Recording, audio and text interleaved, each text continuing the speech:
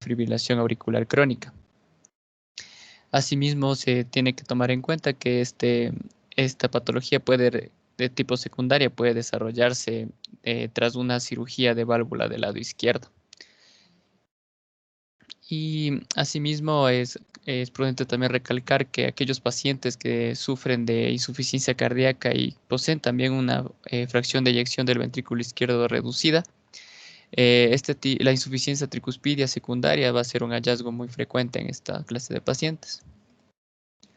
Asimismo, la guía nos da una apertura de cómo se realizaron tanto revisiones como nuevas recomendaciones en esta guía 2021 a comparación de la de 2017, en la que tanto en indicaciones de intervención para insuficiencia tricúspide primaria con un nivel 2A, en la guía del 2017 nos indica que se debe considerar cirugía en pacientes asintomáticos o levemente sintomáticos con insuficiencia tricúspide primaria aislada grave y dilatación progresiva del ventrículo derecho o deterioro de la función del ventrículo derecho.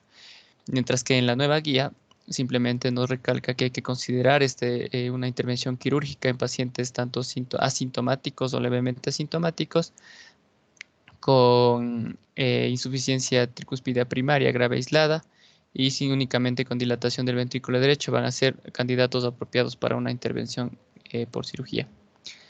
Mientras que en la insuficiencia tricúspide secundaria con igualmente un nivel 2A, nos indica que después de una cirugía previa del lado izquierdo y en ausencia de disfunción valvular izquierda recurrente, se considera la cirugía en pacientes con insuficiencia tricúspide severa, que son asintomáticos o tienen dilatación o disfunción progresiva del ventrículo derecho en ausencia de disfunción severa del ventrículo derecho izquierdo y pulmonar severa.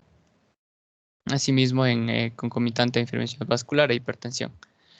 Mientras que en la guía actual del 2021 ya simplemente consideramos cirugía en pacientes con insuficiencia tricúspide secundaria grave, con o sin cirugía previa del lado izquierdo, que son sintomáticos o tienen dilatación del ventrículo derecho en ausencia de disfunción grave del ventrículo tanto derecho o izquierdo, enfermedad vascular pulmonar o ya casos de hipertensión ya grave.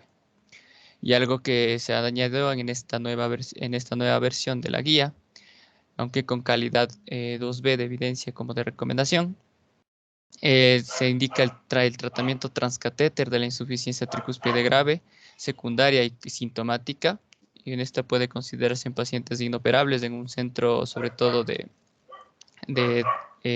intervención de válvulas cardíacas que tengan experiencia en el tratamiento de la enfermedad de estas válvulas tricúspides. Ya. Bueno, en la guía también nos recalca ciertos puntos, especialmente en el apartado de insuficiencia tricúspide, en la que la evaluación va a ser netamente y va a ser considerada también gold estándar, es la ecocardiografía, en la cual em, en la insuficiencia tricúspide primaria, lo que vamos a hacer es sobre todo la identificación de anomalías específicas de la válvula. Y en la secundaria se va a medir sobre todo la dilatación anular y dimensiones del ventrículo derecho y aurícula derecha. Como también es importante medir la función del ventrículo derecho, esto sobre todo por la relevancia pronóstica de tal evaluación. Asimismo, es muy importante tomar en cuenta la terapia medicamentosa. En la guía nos indica el uso de diuréticos, sobre todo porque estos son útiles cuando el paciente presenta insuficiencia cardíaca derecha. Y asimismo se menciona a los antagonistas de la aldosterona, pero este es sobre todo para contrarrestar la activación del sistema renina-angiotensina-aldosterona y que también podría estar asociada con una congestión hepática. En cuanto a recomendaciones, las más importantes en este caso sería en cuanto a la insuficiencia tricúspide primaria, pues recomiendan cirugía en pacientes con insuficiencia tricúspide primaria grave, sometidos a cirugía de válvula del lado izquierdo, como se mencionaba igualmente, nos mencionó mi compañero en la guía de la AJA. Estas tiene igualmente un nivel de recomendación 1 y un nivel de evidencia C. Y en la segunda también, que es también importante, es recomendar la cirugía en pacientes sintomáticos con insuficiencia tricúspide primaria grave, aislada, sin disfunción grave del ventrículo derecho. Mientras que la recomendación con alto grado de evidencia y recomendación, tipo 1 incluso, nos indica que para la insuficiencia tricúspide secundaria se recomienda la cirugía en pacientes con insuficiencia tricúspide secundaria grave sometidos a cirugía del válvula del lado izquierdo también. Aunque también hay que considerar la cirugía en pacientes con insuficiencia tricúspide secundaria leve o moderada con anillo dilatado que sea mayor o igual a 40 milímetros o mayor a 21 milímetros por metro cuadrado por ecografía en 2D, que también hayan sido sometidos a una cirugía previa del lado izquierdo. Ya, hay que también tener en cuenta que la insuficiencia tricúspidea grave se asocia mucho con el deterioro de la supervivencia y empeoramiento de la insuficiencia cardíaca.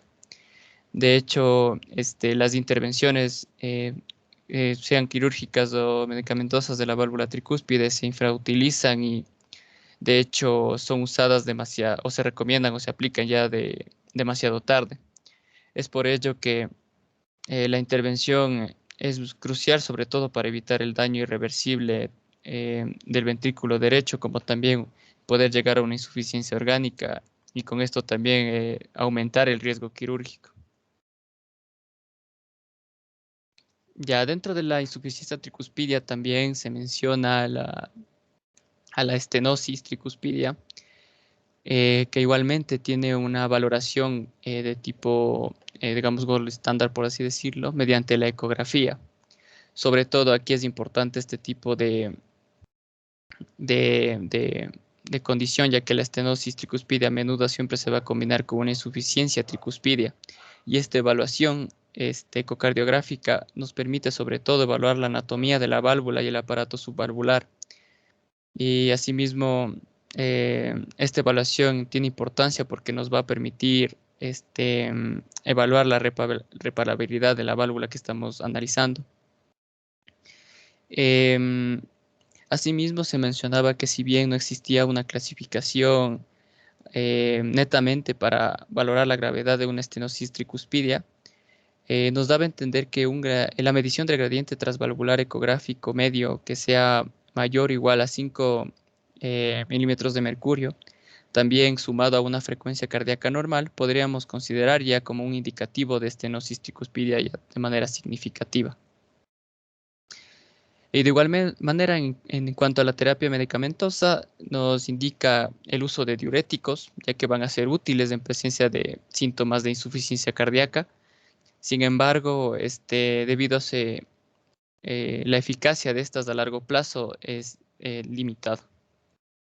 Y en cuanto a recomendaciones para estenosis tricuspidia, aquí básicamente se resaltan dos, que son que se recomienda la cirugía en pacientes sintomáticos con estenosis tricuspidia grave, y asimismo se recomienda igual métodos quirúrgicos en estenosis tricuspidia grave, en cuales hayan sometido, o sea, en pacientes que hayan sido sometidos a una intervención de la válvula del lado izquierdo previo.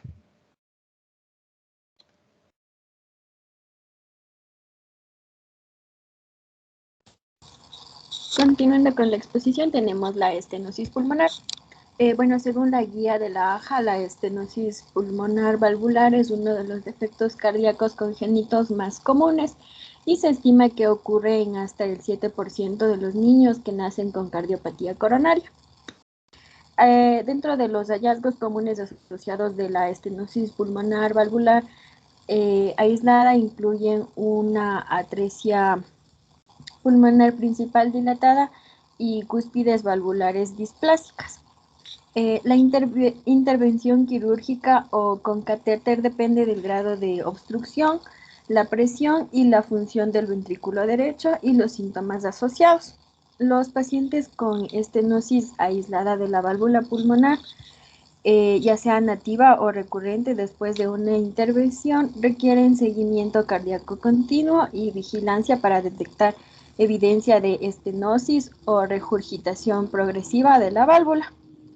También puede ser hipertrofia del ventrículo derecho, una insuficiencia cardíaca y arritmias.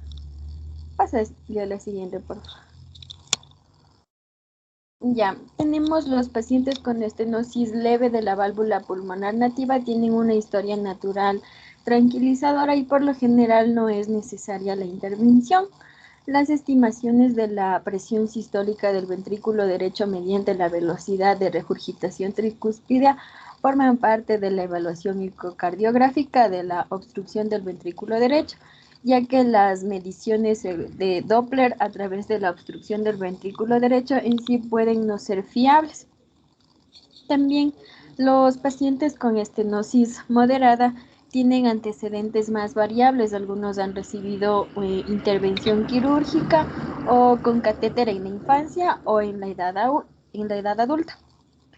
¿Qué más? También los pacientes con la estenosis pulmonar moderada, ya sea nativa o post-intervención, tienen un buen resultado a largo plazo, aunque algunos van a requerir una intervención en la edad adulta debido a que una estenosis pulmonar progresiva o puede ser una secuela de una intervención anterior. Hacer la siguiente. Ya tenemos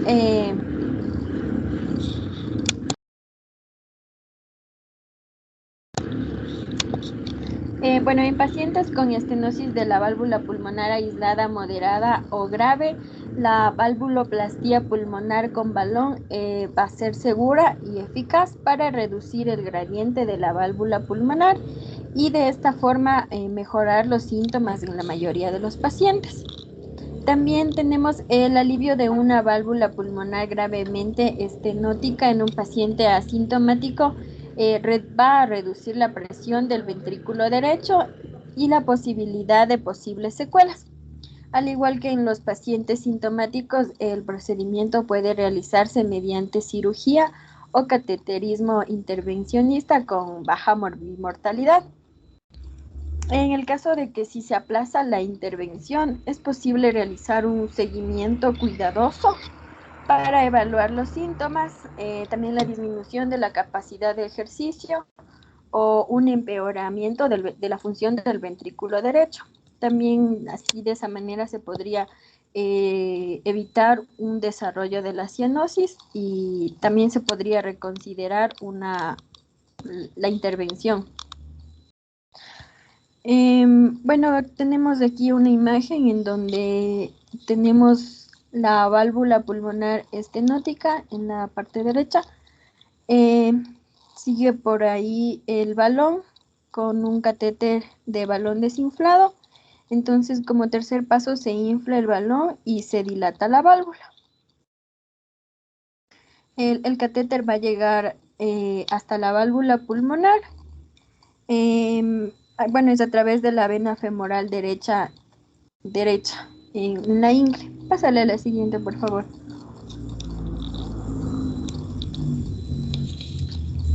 Ya, también tenemos los pacientes con estenosis pulmonar aislado que hayan sido previamente sometidos a una intervención en la válvula pulmonar, requieren un seguimiento clínico continuo y una monitorización del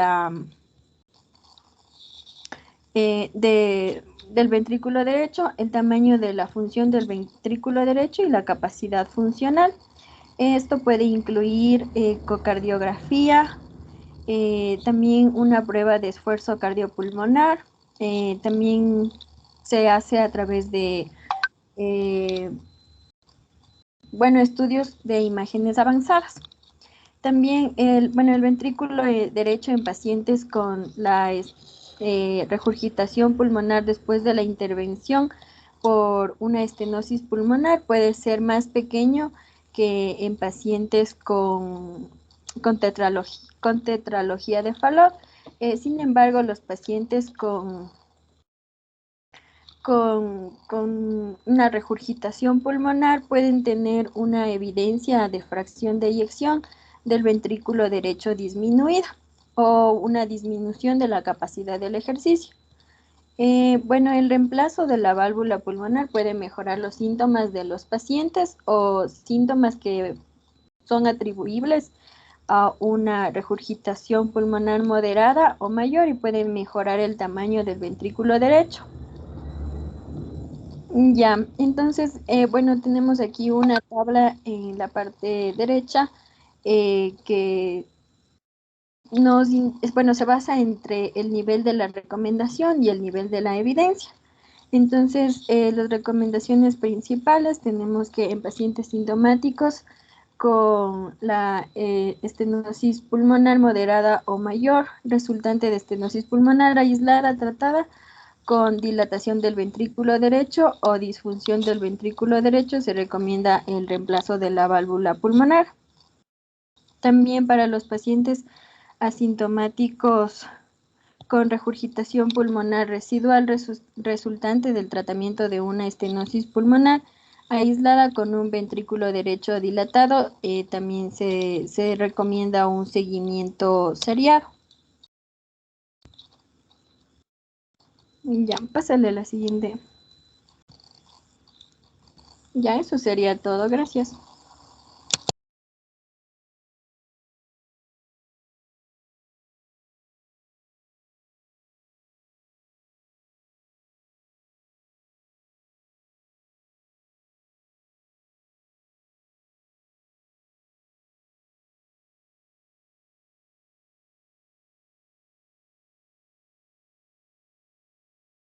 Ya. Buenas tardes, doctor, compañeros. Bueno, nosotros les vamos a hablar sobre el foro de endocarditis infecciosa.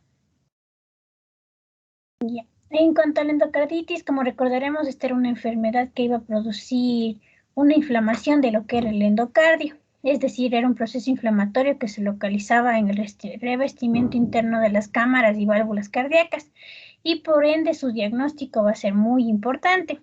En cuanto a la guía americana del 2020 nos recomienda 14 puntos para su diagnóstico.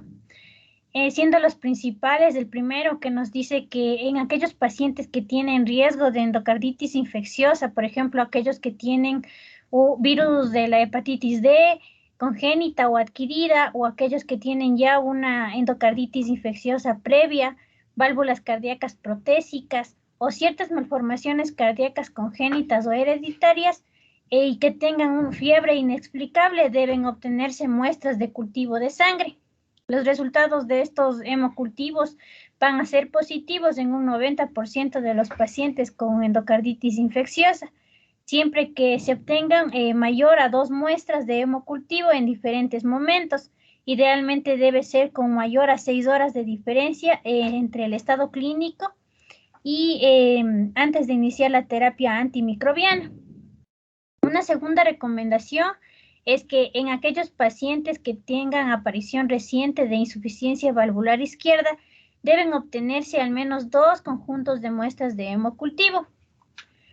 Tenemos que la aparición reciente de esta insuficiencia valvular izquierda nueva o aumentada va a ser detectada por la presencia de un soplo nuevo o más fuerte, seguido de la confirmación de un ecocardiograma transtorácico. Y como tercera recomendación, nos dice que en aquellos pacientes que haya sospecha de endocarditis infecciosa, se deben utilizar los criterios de Duke modificados para el diagnóstico. Ya les voy a hablar más luego sobre estos criterios de Duke modificados. Como una cuarta recomendación nos dice que aquellos pacientes con endocarditis infecciosa deben ser evaluados y tratados con la consulta de un equipo de válvulas cardíacas de múltiples especialidades, en donde se incluya un especialista en enfermedades infecciosas, al cardiólogo o al cirujano cardíaco, además de un anestesiólogo cardíaco para pacientes que son tratados quirúrgicamente y un neurólogo para pacientes con eventos neurológicos. También tenemos que su diagnóstico se ve en aquellos pacientes que tengan sospecha de endocarditis infecciosa. El ecocardiograma transtorácico nos va a permitir identificar vegetaciones que va a caracterizar la gravedad hemodinámica de las lesiones valvulares. Y además de esto nos va a permitir evaluar la función ventricular y las presiones pulmonares, además de detectar ciertas complicaciones. Otra recomendación es que en todos los pacientes con endocarditis infecciosa, ya sea conocida o que tenga sospecha de endocarditis infecciosa, los resultados del ecocardiograma transtorácico no diagnosticado, cuando se hayan desarrollado complicaciones o se sospeche clínicamente, o cuando estén presentes cables de dispositivos intracardíacos, se recomienda lo que es el ecocardiograma transesofágico. Y en pacientes con endocarditis infecciosa que tienen un cambio en los signos o síntomas clínicos, por ejemplo, si es que tienen un nuevo soplo o embolia, o llegan a tener fiebre persistente, insuficiencia cardíaca o abscesos o bloqueos cardíacos auriculoventriculares, y en pacientes con alto riesgo de complicaciones, por ejemplo, que tengan tejido infectado extenso, vegetaciones grandes en el ecocardiograma inicial o infecciones estafilocócicas, se va a recomendar lo que es el ecocardiograma transtorácico o el ecocardiograma transesofágico para realizar una reevaluación. Hay que tomar en cuenta también aquellos pacientes que son sometidos a una cirugía valvular por endocarditis infecciosa. En ellos se recomienda también lo que es el ecocardiograma transesofágico intraoperatorio. En aquellos pacientes que tienen, que se está considerando un cambio temprano en la terapia con antibióticos orales para el tratamiento de endocarditis infecciosa estable, se debe realizar una ecocardiograma transesofágico basal antes de cambiar a la terapia oral, y también se debe realizar el ecocardiograma transesofágico repetido de 1 a 3 días antes de completar el régimen de los antibióticos orales. Tenemos también, síguele por fin. Tenemos también otras recomendaciones que nos da esta guía americana. Nos dice que en aquellos pacientes que tengan estafilococos aureus, tengan bacteremia sin una fuente conocida, el ecocardiograma transesofágico va a diagnosticar una posible endocarditis infecciosa. Y en aquellos pacientes que tengan una válvula protésica en presencia de fiebre persistente, sin bacteremia o que tengan un nuevo soplo, el ecocardiograma transesofágico es razonable para ayudar al diagnóstico de una endocarditis infecciosa. Además, en aquellos pacientes en los que la anatomía no se puede delinear claramente mediante la ecocardiografía, en el contexto de una sospecha de infecciones paravalvulares, o la tomografía computarizada va a ser la recomendada en estos casos. Y tenemos también aquellos pacientes que clasificados ya según los criterios de Duque modificados con posible endocarditis infecciosa, la tomografía con fluorodesoxiglucosa es razonable como un diagnóstico por imagen complementario. Y por último, nos recomienda que en aquellos pacientes con Staphylococcus aureus que tengan una bacteremia con puerta de entrada conocida de una fuente extracardíaca, se puede considerar el ecocardiograma transesofágico para detectar una endocarditis infecciosa estafilocócica concomitante. Entonces vamos a tener que estos pacientes con sospecha de endocarditis, los criterios de Duque modificados van a ser el estándar actual para el diagnóstico, e incorporar también aquí los criterios clínicos, ya sean también en las pruebas de imagen y bacteriológicos. Estos criterios han sido bien validados en comparación con hallazgos quirúrgicos o de las autopsias y en los resultados clínicos de numerosos estudios, en donde se incluyeron pacientes como niños, ancianos o también pacientes en entornos de atención primaria y terciaria. Entonces vamos a tener aquí un cuadrito en donde podemos observar que para nosotros decir que es una endocarditis infecciosa ya definida, vamos a encontrar dos tipos de criterios patológicos y criterios clínicos. En cuanto a los criterios patológicos, tenemos aquellos microorganismos que son demostrados ya por el cultivo o un examen histológico de una vegetación, o a la vez una vegetación que se ha embolizado o la muestra del absceso intracardíaco. También puede ser aquí lesiones patológicas, como por ejemplo la vegetación o el absceso intracardíaco confirmado por el examen histológico que muestra endocarditis activa. Y en cuanto a los criterios clínicos, vamos a tener que van a ser dos criterios principales o un criterio mayor y tres criterios menores, o a la vez 5 criterios menores, que ya les voy a mencionar cuáles son estos criterios. Para nosotros definir que va a ser una posible endocarditis infecciosa, vamos a decir que es un criterio mayor y un criterio menor, o a la vez 3 criterios menores. En el caso de que sea un rechazo a una endocarditis infecciosa, es cuando hay un diagnóstico alternativo firme que explique evidencia de endocarditis infecciosa o resolución del síndrome de endocarditis infecciosa con terapia con antibióticos durante menos de 4 días, o a la vez que no hay evidencia patológica de una endocarditis infecciosa en cirugía o en la autopsia, o con antibiótico-terapia durante menos de 4 días, o cuando no se cumpla con los criterios para una posible endocarditis infecciosa, como se enumeraron anteriormente. Síguele, por favor.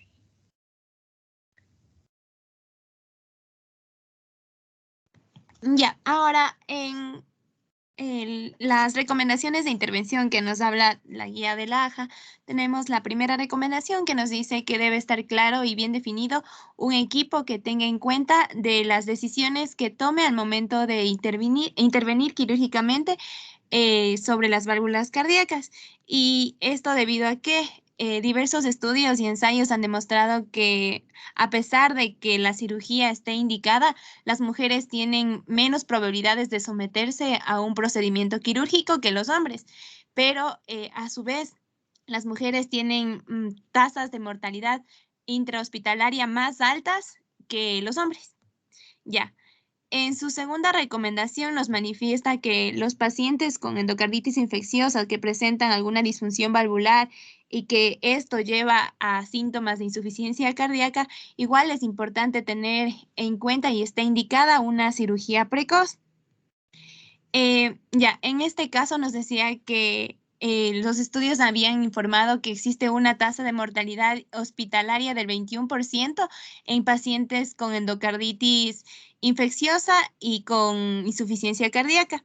Y esto era versus a una tasa de mortalidad de 45% en pacientes que fueron tratados a tiempo médicamente. Ya, en la tercera recomendación, en esta básicamente nos habla sobre la endocarditis infecciosa que es causada por el Staphylococcus aureus y también por organismos fúngicos y otros organismos que son resistentes a los antibióticos. Igual aquí está indicada la cirugía temprana. Igual se realizaron diversos estudios y se indicó que el Staphylococcus aureus que producían endocarditis infecciosa tenían una probabilidad mucho más alta de morir, del 20%, o a la vez de experimentar un evento embólico, el 60%, o tener un evento del sistema nervioso central con un 20%, y no someterse a una cirugía, que correspondía al 26%. Ya, en su cuarta recomendación nos habla de los pacientes que tienen endocarditis infecciosa complicada por algún bloqueo cardíaco, por un absceso anular o aórtico o lesiones penetrantes destructivas. Igual en estos va a estar indicada la cirugía. ¿Y esto por qué? Porque en el caso de los abscesos en la endocarditis de la válvula nativa, esta va a ser una complicación que es muy mortal. Y esta no se puede curar únicamente con antibióticos, sino es necesaria la intervención quirúrgica. En su quinta recomendación nos dice que en el caso de los pacientes con endocarditis infecciosa y que además se evidencia una infección persistente y con una bacteremia o fiebre que duran más de 5 días después de inicio con terapia antimicrobiana adecuada, igual en estos están indicados la cirugía temprana. En este caso, las muestras de hemocultivo van a volverse negativas después de 48 horas de la terapia antimicrobiana, pero esto hay excepciones en el caso de los organismos que son resistentes a meticilina, como el Staphylococcus aureus u otros organismos. En estos, los hemocultivos pueden tardar semanas, alrededor de una semana para que se vuelvan negativos, por lo que se recomienda tener cierto grado de precaución. En su sexta recomendación nos dice que en los pacientes con endocarditis definida y que tengan un dispositivo electrónico cardíaco implantado, igual está indicada la extracción completa del marcapasos o del desfibrilador, incluido todos los cables y el generador, ya que en este caso se combina tanto la extracción del dispositivo como la cirugía y también con un ciclo prolongado de antibióticos parenterales para evitar que exista un grado de infección y pueda limitarse al sitio del generador. Ya, en su séptima recomendación nos dice, nos habla de los pacientes con endocarditis con pacientes con endocarditis de válvula protésica y que tengan una infección recidivante. En este caso, si no se encuentra otra fuente de infección, está igual recomendada la cirugía. Ya, en su octava recomendación, nos dice que en este caso, en los pacientes que tengan endocarditis recurrente y a la vez usen drogas intravenosas, se recomienda la consulta con medicamentos para adicciones para discutir el pronóstico a largo plazo. En este caso, es de vital importancia, ya que si el paciente ya es tratado con antimicrobianos y quirúrgicamente, pero no cambia sus hábitos, va a predisponer a volver a tener endocarditis infecciosa. Es por eso que se debe realizar un manejo adecuado con estos pacientes para que traten de dejar lo que prácticamente los factores de riesgo que le llevarían a la endocarditis. Ya, pásale por favor. Ya, en su novena recomendación nos habla sobre los pacientes que presentan émbolos recurrentes y vegetaciones persistentes a pesar de que ya han recibido una terapia antibiótica adecuada y la cirugía igual aquí está indicada. Esto porque en el caso de la cirugía, al tener estos factores de riesgo, por ejemplo, en la embolia, se ha demostrado que disminuye alrededor del 9 o al 21% desde el inicio de tratamiento con antibióticos la incidencia de esta embolia. Lo mismo con el caso de las personas que tienen vegetaciones mayor a 10 milímetros con una movilidad marcada. La extracción de estas vegetaciones va a evitar que exista o se produzca embolia pulmonar y a la vez lleve a complicaciones más graves al paciente. Ya. En su décima recomendación, nos habla de los pacientes que tienen endocarditis con una válvula nativa del lado izquierdo que presentan vegetaciones móviles mayor a 10 milímetros de longitud. Igual se puede aquí en estos pacientes realizar una cirugía temprana, pero hay que analizar en sí el contexto del paciente, ya que en sí las vegetaciones de gran tamaño se asocian con una tasa de mortalidad muy alta y como ya les había explicado antes, lleva a fenómenos embólicos. Es por eso que es importante la extracción. En su 11ª recomendación, nos dice que en el caso de pacientes con endocarditis infecciosa que tengan una indicación de cirugía, que haya sufrido un accidente cerebrovascular, pero en estos es importante tener en cuenta que no tengan evidencia de hemorragia intracraneal o daño neurológico extenso, se puede considerar una operación sin demora. Esto para evitar que existan mayores complicaciones. Y en su 12ª recomendación nos dice, a diferencia de la 11ª, en esta nos habla de un paciente que tiene endocarditis infecciosa y accidente cerebrovascular, pero aquí existe ya un daño neurológico extenso y la presencia de hemorragia intracraneal. En este caso, se puede recurrir a una cirugía, pero siempre y cuando el paciente se encuentre hemodinámicamente estable. Mientras tanto, se debe analizar otras opciones. En el caso del porcentaje de nuevas hemorragias posoperatorias, se demostró que en un 50% de los pacientes cuya cirugía se realizó en las 2 primeras semanas, disminuyó a comparación de las personas que se realizaron después de la 4ª semana. Ahí es menos el porcentaje en el que se ve afectado en sí el paciente. Pásale, por favor. Ya. Respecto a las complicaciones, les voy a mencionar las complicaciones que se dan en una endocarditis infecciosa y que, como vimos y explicó mi compañera, son indicaciones de una cirugía que se debe realizar. Entonces es muy común que se dé una insuficiencia cardíaca. Por lo general esto se da cuando están afectadas las válvulas del lado izquierdo, especialmente la aorta y la mitral, y esto genera una insuficiencia. Entonces, como sabemos, esta regurgitación va a ocasionar la insuficiencia cardíaca. También se pueden dar fístulas cardíacas, sobre todo por el agente etiológico del Staphylococcus aureus, y estas fístulas significa que hay comunicaciones anormales entre las arterias y las cavidades. Entonces, esto también es una indicación de operación, y obstrucciones valvulares también puede ocasionar esta insuficiencia cardíaca. Respecto a una infección incontrolada, como vemos, esta se da porque generalmente cuando se da un tratamiento adecuado, la fiebre ya debe cesar dentro de 5 a 10 días, y si pasa más de 10 días, entonces se debe sospechar a que el tratamiento antibiótico fue inadecuado o que se está presentando efectos adversos, también que hay microorganismos resistentes, vías afectadas o complicaciones embólicas. Y bueno, aquí, como ya nos indicó mi compañera, hay que realizar la cirugía una vez que se comprueba que el tratamiento antibiótico ha sido el adecuado y sin embargo hay esta persistencia. En la extensión perivalvular se refiere a abscesos, pseudoaneurismas o fístulas que se dan generalmente en la válvula aórtica y en endocarditis infecciosa en válvulas protésicas. Entonces, aquí es muy común igualmente que se dé esto por el Staphylococcus aureus, las fístulas.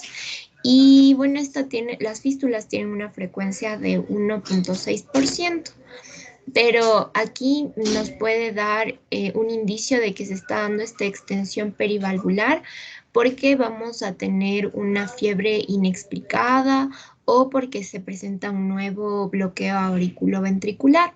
Entonces, obviamente, también dependiendo del tamaño de esta extensión perivalvular, también se necesita hacer la cirugía.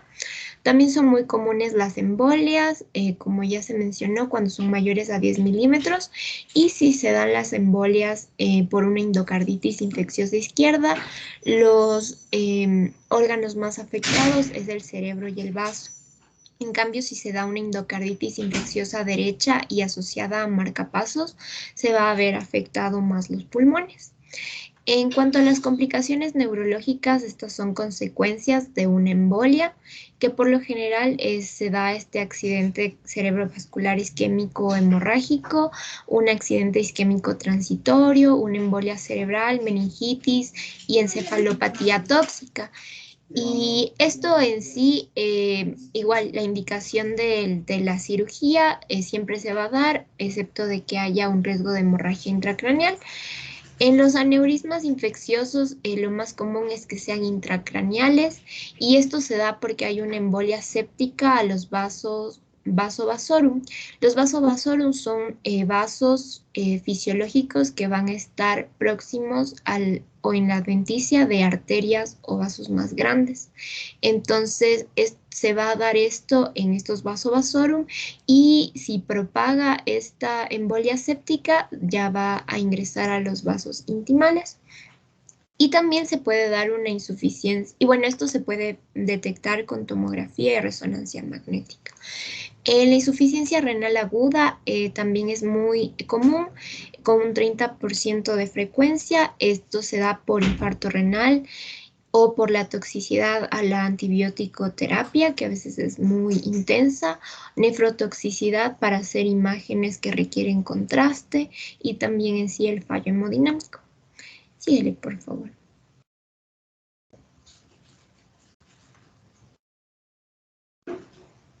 Ya, entonces ahora les voy a comentar un poco sobre las complicaciones postoperatorias y la mortalidad en pacientes que ya son operados por endocarditis infecciosa. Entonces, en este estudio en sí se vio sobre la operación que se hizo en un departamento de cuidados intensivos quirúrgicos, donde hay cirugía de cardiología y cardiovascular. Entonces, aquí Bueno, aquí lo que sucedió es que se observó durante 16 años cuál es la mayor frecuencia o cuáles son las principales causas de morbilidad y mortalidad en pacientes que son sometidos a operación después de una endocarditis infecciosa. Las causas las principales operaciones que se daban eran sustituciones valvulares, aórticas, mitrales y tricuspidias, la extracción de electrodos de marcapaso o desfibriladores automáticos que están ubicados en el ventrículo izquierdo y reintervenciones. Entonces, dentro de las principales complicaciones se da la sepsis generalizada y un bajo gasto cardíaco. Otros están el sangrado, tromboembolismo pulmonar, pericarditis, dehiscencia de la prótesis, hemólisis, derrame pericárdico, pseudoaneurisma de la arteria humeral, pero la principal causa era la sepsis generalizada y el bajo gasto cardíaco dentro de las complicaciones. Y síguele, por favor.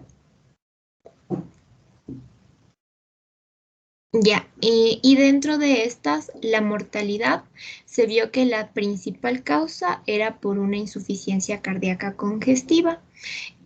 Aquí lo que sí se destacó en el estudio es que la mortalidad va a depender de ciertos factores, entre ellos que los pacientes, la mayor mortalidad se da en pacientes que tienen una clase funcional 3 o 4, según la clasificación de la New York Heart Association. Entonces, aquí como vemos, la clase funcional 3 indica que hay una limitación marcada para la actividad física y la 4 una incapacidad para cualquier actividad física. Y también se destacó que la mortalidad fue mayor en los pacientes que tenían más de 4 semanas de tratamiento médico no exitoso, y que la mortalidad, en cambio, era más baja en pacientes que tenían una endocarditis infecciosa que había sido desencadenada por cables o electrodos de marcapasos o desfibriladores automáticos implantables. Entonces, lo importante aquí en todos estos casos para evitar la morbimortalidad va a ser un diagnóstico temprano, la instauración de un tratamiento antibiótico intensivo y una cirugía precoz si ya se ven estas complicaciones que se ha mencionado. Gracias.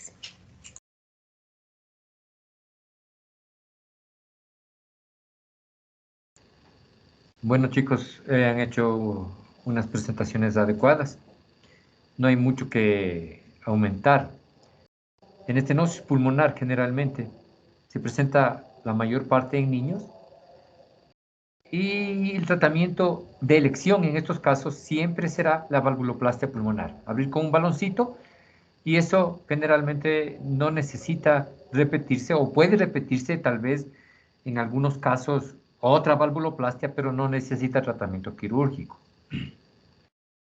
La insuficiencia pulmonar es muy rara y casi no afecta mucho a las cavidades cardíacas, exceptuando en procedimientos que hayan sido quirúrgicos en los niños por otras causas que provocan una insuficiencia pulmonar y que podemos arreglarla de alguna manera. Generalmente en los problemas congénitos todavía hacemos procedimientos intervencionistas. En la valvulopatía tricuspidia, cuando es primaria, es bien difícil su manejo. En la estenosis tricuspidia, que generalmente no es aislada, sino que va asociada a alguna otra patología y de origen reumático en nuestro medio, nosotros todavía podemos realizar una valvuloplastia con balón. Y en otros centros hemos visto que incluso están poniéndose prótesis de manera intervencionista por cateterismo cardíaco, igual que un TAVI. En las insuficiencias tricuspidias es un caso tremendo, porque estas sí aumentan la precarga, provocan una falla cardíaca derecha importante, generalmente se deben a hipertensión pulmonar. El manejo es muy difícil, los pacientes se descompensan fácilmente y en tratamiento sí es quirúrgico. La mayor parte de enfermedades tricuspidias son secundarias. ¿Secundarias a qué? A otra valvulopatía generalmente del lado izquierdo, que puede ser aórtica o puede ser generalmente la mayor parte mitrales. Una insuficiencia mitral, una estenosis mitral llevan a hipertensión pulmonar. La hipertensión pulmonar lleva a insuficiencia tricuspidia, porque aumentan la presión en cavidades derechas. Entonces, este manejo de las insuficiencias tricuspidias por causas secundarias hay que hacerlo, obviamente manejando lo primario. Es decir, si tienes una insuficiencia mitral, una estenosis mitral, manejar eso para que mejore la insuficiencia tricuspidia. A través del tiempo, las insuficiencias tricuspidias secundarias, que son funcionales, pasan a ser orgánicas. Y ahí sí tenemos que resolver también con una cirugía de la válvula tricúspide. Pero generalmente aquí ponemos prótesis biológicas, anillos biológicos, que mejoran considerablemente el cuadro clínico de los pacientes. No hay mucho que decir aquí. La enfermedad de Epstein es una enfermedad congénita que altera la válvula tricúspide, pero que no les quiero yo agrandar, ahondar el tema, complicarles en estos casos. Eso ya es de otra especialidad. La endocarditis infecciosa. Esa sí, nosotros tenemos que saber los criterios clínicos, los criterios mayores, los criterios menores, es decir, el cuadro clínico dominar, saber cómo tomar un hemocultivo. No es fácil. Tenemos que saber en qué tiempo tomamos el hemocultivo, cuántos hemocultivos debemos realizarlos, cómo deben sembrarse estos hemocultivos, cómo deben informarse. Que eso es lo importante para nosotros. Las endocarditis infecciosas que hemos tenido nosotros de nuestro lado en pacientes jóvenes son los que utilizan drogas. Hemos tenido varios pacientes que con el uso de cocaína les ha dado una infección y generalmente son del lado derecho, de la válvula tricúspide. Y estos son quirúrgicos. Son quirúrgicos. Hay parámetros ecocardiográficos que nos valoran y nos dicen este paciente es todavía para tratamiento clínico, pero nosotros hemos visto que no mejoran y necesariamente hemos tenido que ir a operar a los pacientes. Otro grupo de pacientes son los pacientes renales que están siendo sometidos a hemodiálisis. Entonces, no se tiene cuidado durante estos procedimientos y estos pacientes se infectan. También generalmente es el lado derecho. La válvula tricúspide es la afectada. Y depende de los parámetros, como les digo, ecocardiográficos, del tamaño. Unos dicen, por ejemplo, que tiene que ser mayor de 10 milímetros, encontrado el foco de la endocarditis, para que sea quirúrgico. Otros dicen que tiene que ser mayores de 15. Entonces nosotros hemos encontrado que es mejor el tratamiento quirúrgico en este grupo de pacientes. ¿Responden algunos al tratamiento clínico cuando se ha detectado de inmediato? Entonces ahí trabaja un grupo de médicos aquí, los internistas, los infectólogos, para darles el medicamento más correcto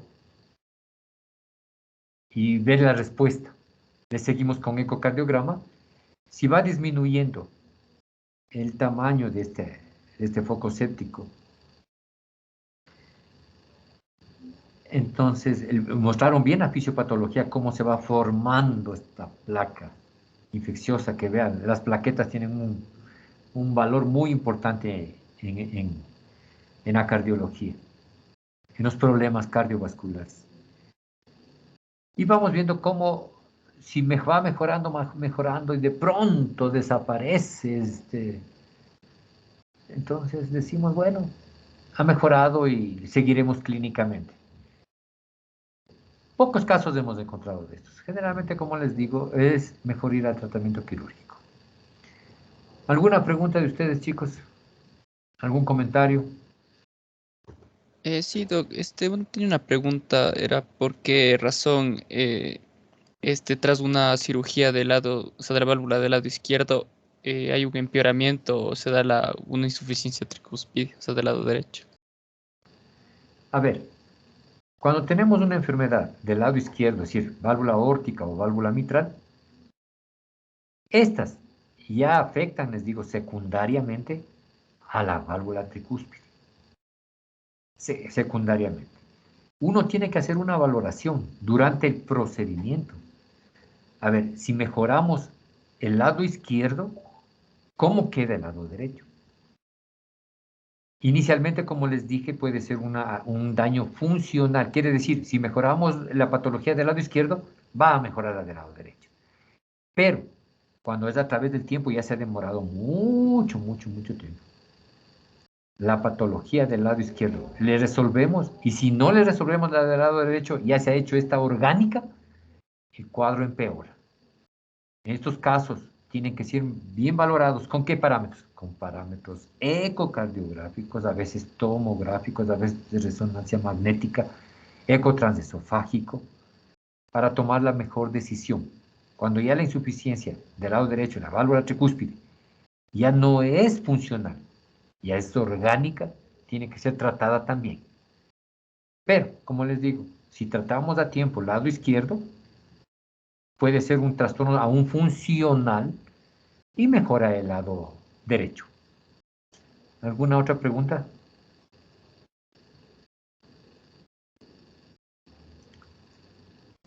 Bueno, chicos, creo que nos falta solamente la clase de enfermedades valvulares y COVID-19. Ya ven que todo eso es nuevo.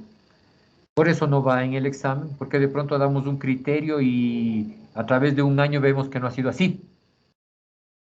Entonces es mejor esperar, pero sí es necesario que presenten eso y el foro también. Pero de todas maneras ya hemos terminado para que ustedes rindan el examen. Así es que ya nos pónganse de acuerdo para ver cuándo quieren dar el examen. Podría Eh, ser este jueves o podría ser lunes, qué sé yo.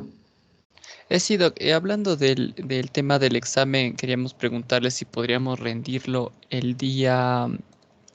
martes de la próxima semana, Doc, porque el día lunes se van a desarrollar nuevamente elecciones para honorable consejo universitario en la universidad. Entonces los chicos igualmente que son de provincia tienen que viajar acá a Quito. Entonces, No va a haber clases este, entonces de lunes, eso me dices. ajá, exacto. Entonces quedamos así, quedamos para el día martes, ¿está bien? Ya Sí, Doc. vamos a ver el horario, el mejor horario. ¿Sí? Ya listo, doctor. Muchas gracias. Ya, ok, ya nos veremos chicos, hasta luego. Ya hasta luego, Doc. Gracias, dos.